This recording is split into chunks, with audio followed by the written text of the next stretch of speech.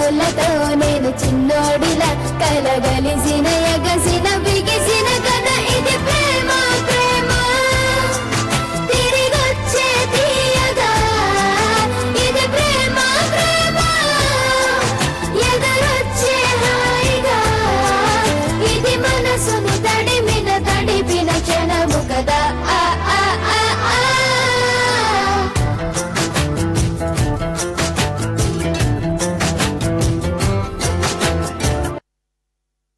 Wow, super girls. What a pleasant performance it was. Super.